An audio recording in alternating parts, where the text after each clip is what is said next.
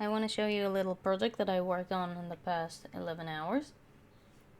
And we're just gonna play it now, and if as much as time we have left, we're going to explain. Okay, so let's start. Pretty much I have this NPC. We're going to skip all the dialogue and go straight to collecting all the shards. So pretty much the game is that we need to collect the shard of this villa, and we need to collect 10 shards. So we have the lever. We're going to open this door, and we can press on this button that we pressed on by actually going on top of it. We can also press on it while looking at this and clicking E, and then we can go back. We send this elevator back, and we can go through this door. Now we can have this place. We need to figure out a way to go up there, and the problem is that we can see that this button is gray, means that it's not activated, so we need to find a way how to activate it. So we have this puzzle in here. We can yep, here, remove this button, and now we can see that we can actually take it up, but thing is we need to go take this all the way up there. So let's just spam this a bit and a bit more, and here it is. It's now on top of it, and we can see that this button is activated, and we click on this one and we go up and get another shard, and we see that we have this platform, but it's not moving. How can we can see that we don't have any button here. Let's see, we see a button over there, so let's go over here and we press on it, and we see that now it's moving, but when I'm going now, it's going to stop moving, and then we need to have something on top of this button to hold the elevator so it will keep moving. So let's take this box and place it over here, and now it's going to keep moving, and we can send the elevator back. So now we're going to go on top of it, and let's go up again. Okay, nice. We are going to wait for a bit for the elevator to come, and oh yes, by the way, we also have sprinted up by this. I missed it. And we also have sprint. We can also sprint, so let's use this one if we can.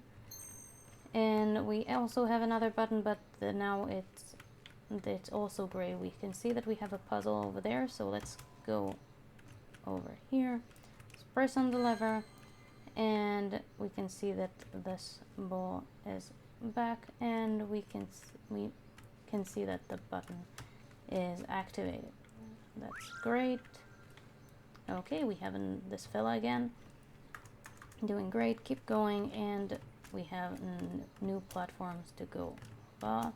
We can use the sprint to go faster, and we have the next platform. We can see that we have a platform that is not activated. We need to solve this puzzle, and we can see that this time we have buttons, but when I try to press on them, it's not getting pressed no matter which button I'm trying.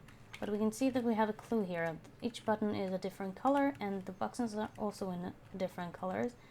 And if I'm going to take this one and place it on this one, it's not going to work. But if I'm going to take it and place it on, for example, the blue one, now it's working. So let's just take the same two colors, and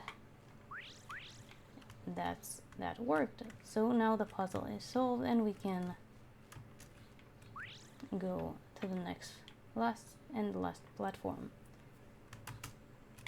Oh, I died. Nice. And okay, let's do it fast.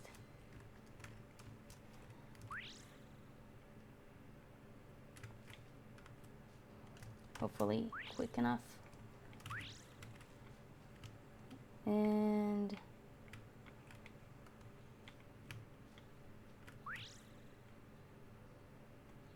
awfully fast.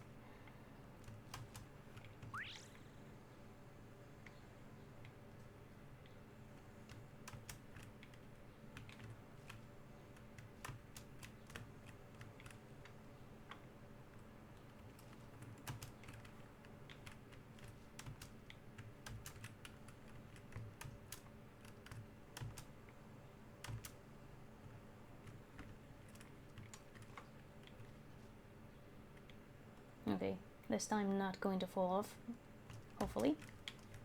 Hopefully. Okay, I did it. I'm good at my own game. And let's collect this one. I guess we can wait a bit and then let's open this door and we have this fellow again. Let's see. Okay, you have to have all the shards. When you have all the shards, give them to me. We need to have 10 shards, so let's go back and collect the last one, which is behind the house, if I remember my own game. So that is a 10. We collected all of them. Let's open the door again. And that's it. The game is finished. Nice. Okay, so how long do we have? We have more than 5 minutes. Okay, I'm going to keep on explaining now. I don't know, it's more than 5 minutes, so I do not know how good it's going to be, but great. I have this, one thing I didn't actually show it, we do have, oops, not this one. We do have also a way to go to a different level. So switch to a different level. This level doesn't really have anything, but just the option of having it. It's not even working apparently for some reason. I think it's something with the UI. But anyway, it is an option that have available. And next thing, I do want to show a bit of what is going on behind the scene. So we have this showcase that we're going to show all the options that we have. So all the things that we have, actually, I'm going to make it very quick, so not going to take too much time. But all the options that we have are basically come from very simple concept of interface.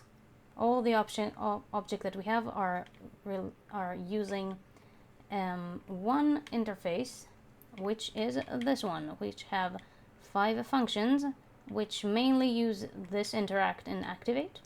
So every object that I'm interacting with, I'm just doing a trace with the player and checking that it has the interface, this interface, and if it does, just do whatever this object wants you to do on interface.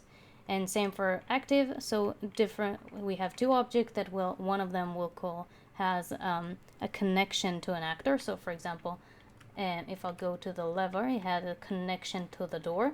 You can have more than one connection. So for example, I can have a door and I can also make a connection to a platform. Or even I can have a connection to an NPC or something else, or a puzzle, or whatever it is. When you have the connection, you can call activate on it. So for example, if it's a door, it will open, and if it's a platform, it will move. If it's an NPC, it will call. I guess it will show the NPC. Depends on what each thing does. And for example, if I go to the lever, we can see that we have this activate here that will very simply will just go over all the connection and activates them. If I go to, for example, a button, it will also do the same thing, just a bit more complex. We have here the interface will just also change the color and animate it.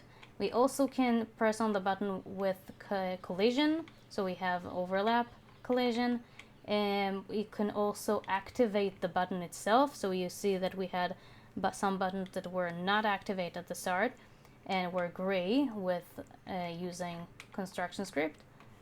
So for example, I can deactivate a button simply, and then I can just connect a lever to a button that will activate it.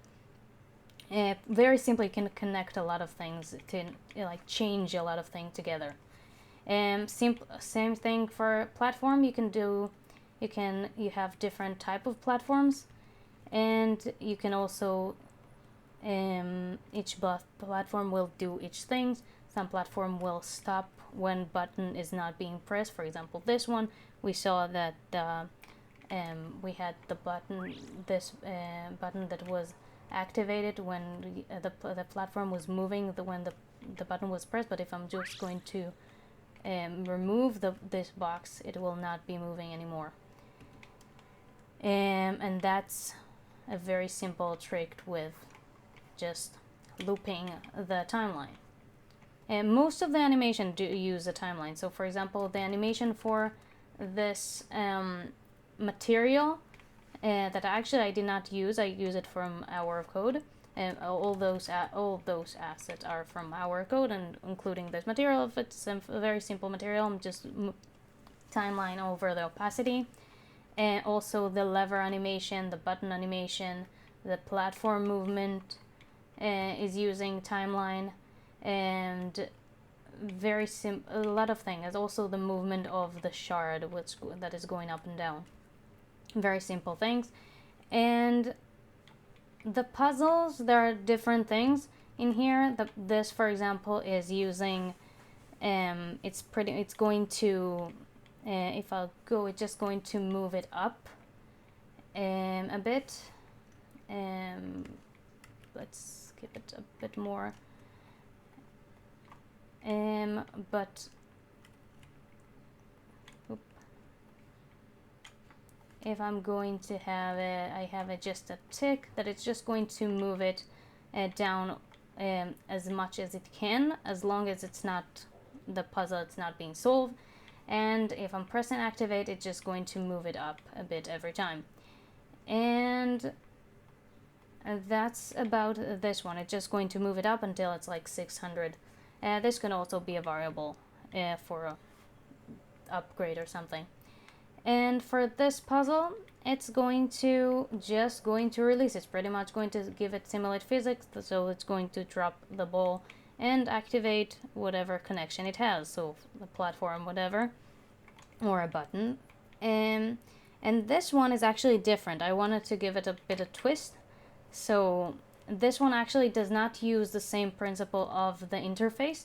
It actually uses event dispatch just for a twist. It could also do it the same way with the interface. I just want to have something different for a bit. And so this one is just so you can see that the button also has, if I go here, you can see the button also has an on press and on release event dispatch. So this puzzle actually has two button connections that is going to bind an event on click on those things. That's pretty much it. And so we can see it just binding an event on press, that it's just going to add a counter of every time a button was pressed, and if it was released, it's going to decrease it. So when it reaches this amount of button that it has, that is going to activate the connection that it has. So for example, those platforms. And we also have like a showcase of the other object that I've shown. I can also make it a bit more details and explain every single bit in the process. Just don't want to make it too long of a video. And another thing I'm going to show a bit for a second is let's show the the input. So for example, I have this one is just killing the player when it's reaching the kill zone. And we have the sprint, simply enough, just going to, when I press sprint, is going to enable, just going to set this variable as true, which what it actually does, it's pretty much going to go through, we have this loop that is always going to increase the progress bar that we have, and it's going to decrease it, and every time the player is pressing on, for example, R in this particular instance, could be also shift or something else. And this is actually happening, the loop is starting in here, so we have a timer by event for this one.